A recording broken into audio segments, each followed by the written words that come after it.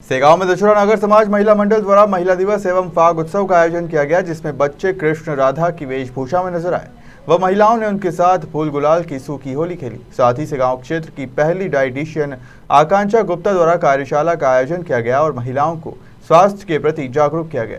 शुजालपुर नगर के 4 लेन मार्ग पर प्याऊ का शुभारंभ किया गया। ये प्याऊ शासकीय कर्मचारी स्वर्गीय ज्ञान सिंह परमार की स्मृति में लगाया गया।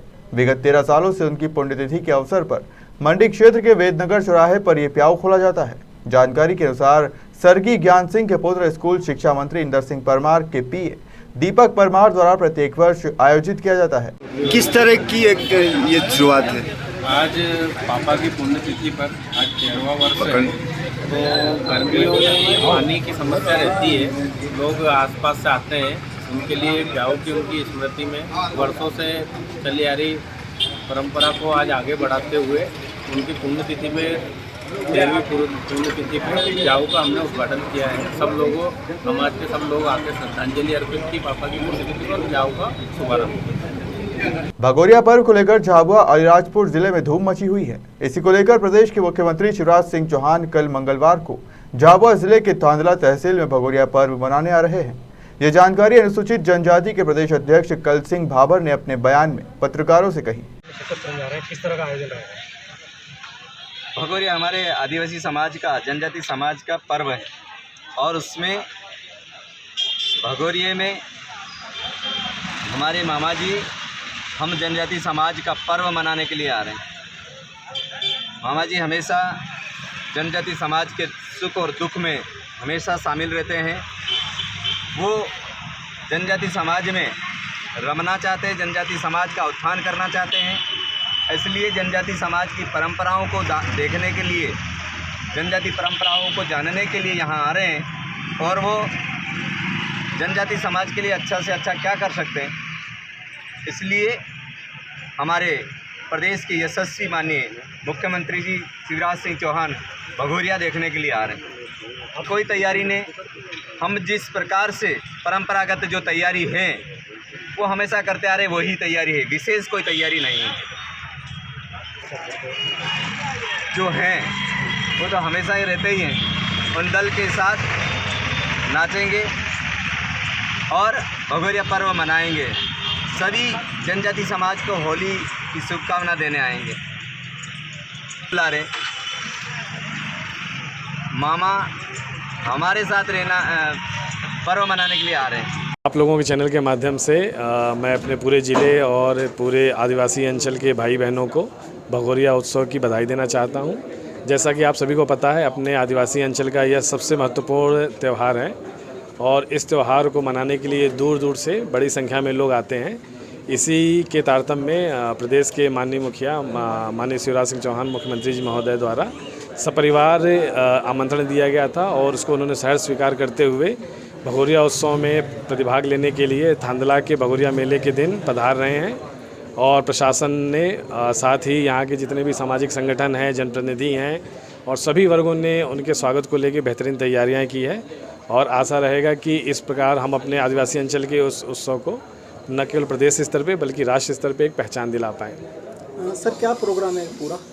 अभी जो सीएम कार्यालय से हमको प्राप्त हुआ है, लगभग यहाँ पर 3 बजे इनकी लैंडिंग रहेगी और इसके बाद सांस्कृतिक जो हमारा मेला है उसमें प्रतिभाग करेंगे और इसके साथ जो परंपरागत जुलूस निकलता है, गैर निकलता है, उसमें प्रतिभाग करते हुए लगभग 1.5 घंटे का जिले में प्रोग्राम रहेगा और इसके पश्चात वो वापस भोपाल के लिए रवाना हो जाएंगे।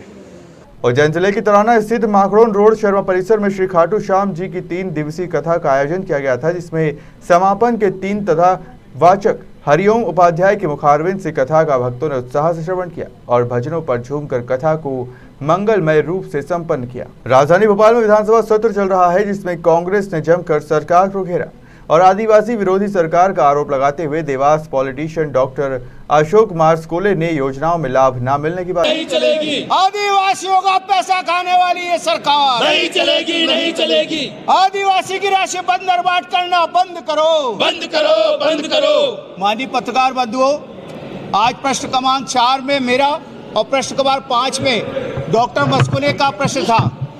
प्रश्न क्रमांक 4 जो है ये अति महत्वपूर्ण प्रश्न है, जितने का अनुपूरक बजट है।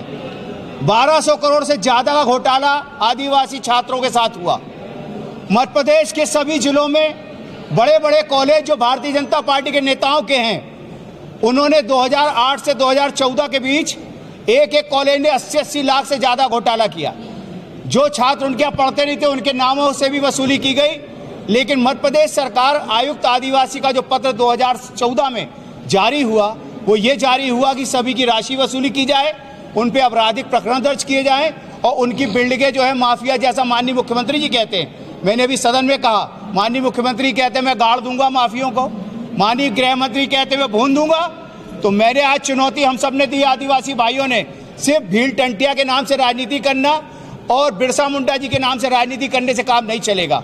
अगर सरकार में हिम्मत हो तो कृपया करके वो आदिवासी छात्रों की जो छात्रवृत्ति घोटाला हुआ है, जिसमें माननीय उच्च न्यायालय के निर्देशों की बात करने लगी माननीय मंत्री, मैं आपको बता दूं मेरे पास वो सब कागजात है, दस्तावेज हैं। माननीय उच्च न्यायालय ने कहा है कि 2016 में सभी को डिस्पोज ऑफ करते हुए कि जो आप कड़ी से कड़ी कार्रवाई करना करिए, परंतु हमारे अधिकारी नेताओं के दबाव में लिख रहे हैं कि उच्च न्यायालय में प्रकरण लंबित है। ये इतना बड़ा घोटाला है और माननीय मंत्री जी कह रहे हैं कि हम निश्चित जांच कराएंगे, हम जांच कराएंगे। माननीय गृह मंत्री जब पूरा सदन में हम लोग ने वॉकआउट की स्थिति बनी, वो कह रहे हैं हम 6 महीने के अंदर इसकी जांच पूरी करेंगे। माननीय अध्यक्ष जी ने भी कहा 2014 से आज तक आप जांच नहीं करा पा रहे हो, तो माननीय मुख्यमंत्री जी में अगर आदिवासियों के नाम पे बड़े बड़े विज्ञापन तो जारी होते हैं, परंतु अगर जरा सी भी ईमानदारी है तो कड़ी कार्रवाई करके दिखाएं, ये हम लोग की मांग है। दूसरा एक और प्रश्न है जैविक खेती का, जो माननीय डॉक्टर अशोक मस्कुले जी का है। 1000 करोड़ से ज़्यादा का, यानी 10 अरब से ज़्यादा घोटाला है।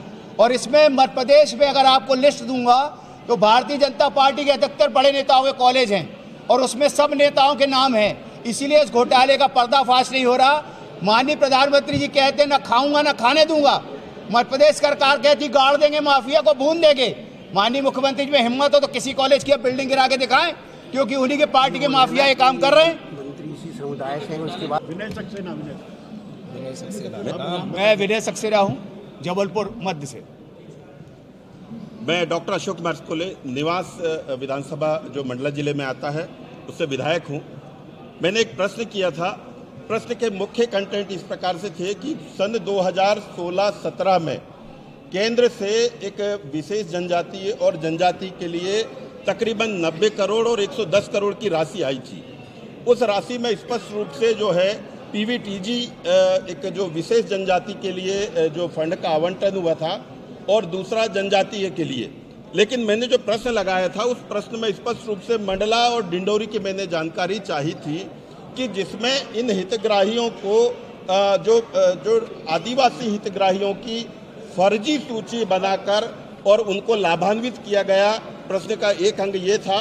दूसरा अंग ये था कि आदिवासियों के हित का जो राशि का जो आवंटन ये गैर आदिवासियों में आवंटन दी गई, ये मुख्य बिंदु था।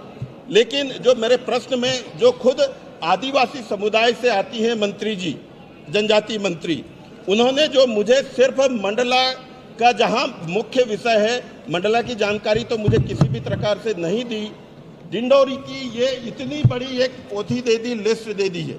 और इस लिस्ट में मैं कहूँ कि फर्जी लिस्ट बनाकर और ये फर्जी लिस्ट बनाकर राशि का आवंटन हुआ है। मंडला की मैं बात करूं कि आदिवासियों के नाम पर गैर आदिवासियों को करोड़ों रुपए की राशि जारी की गई है। उनके अगेंस्ट, उन अधिकारियों के अगेंस्ट में कार्यवाही की जाएगी, उसकी छानबीन की जाएगी। मैं आपको बताना चाह रहा हूं कि 2018 से इसके प्रोजेक्ट के क्रियान्वयन पे बातें हो रही हैं और जब प्रदेश स्तर पर इस पर किसी भी प्रकार से कार्यवाही नहीं हुई तो राष्ट्रीय अनुसूचित जनजाति के माध्यम से पत्र आया प्रमुख सचिव जनजाति को और दूसरा पत्र गया है कलेक्टर मंडला को। ये मैं दिसंबर 2021 की बात बता रहा हूँ। जनवरी 2022 में मंडला कलेक्टर ने एक समिति गठित की है। आज 4 महीने हो गए हैं जहां पर अनुसूचित जनजाति आयोग राष्ट्रीय ने 15 दिन के अंदर इसके रिप्लाई चाहा था इस संबंध में, क्योंकि उसमें स्पष्ट रूप से जिक्र है कि आदिवासियों की राशि का गैर आदिवासियों को आवंटन किया और फर्जी लिस्ट बनाकर राशि का आवंटन हुआ है।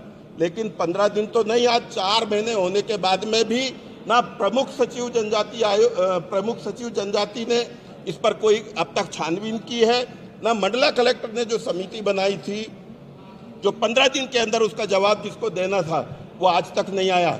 हमने मंत्री जी से कहा कि इस पर ईओडब्ल्यू से जांच करवाएं या फिर आप विधायकों की एक समिति बनाकर इस पर जांच करवा जाए, लेकिन मैं बताना चाह रहा हूं कि भारतीय जनता पार्टी की सरकार जो अपने आप को आदिवासी हितैषी तो कहती है, लेकिन आदिवासी विषयों पर यह चर्चा भी नहीं करना चाहती। जब हम जांच की बात कह रहे हैं तो आप जांच के लिए क्यों घबरा रहे हो? इसकी जांच करवा के जो भी अधिकारी हैं उनके ऊपर सीधे सीधे कार्रवाई होना चाहिए, लेकिन सदन में पूरी तरह से गुमराह किया जाता है विषयों को और किसी भी प्रकार का जवाब नहीं दिया जाता है। हम बहुत अपोज करते हैं और इस भारतीय जनता पार्टी की सरकार की निंदा करते हैं जो अपने आप को आदिवासी हितैषी तो कहती है, लेकिन सिर्फ दिखावा के लिए कोई काम नहीं करती। इसके लिए हमने जांच की कार्रवाई की बात की है और इसी वजह से हमारे साथियों के साथ में हमने बहिर्गमन किया है।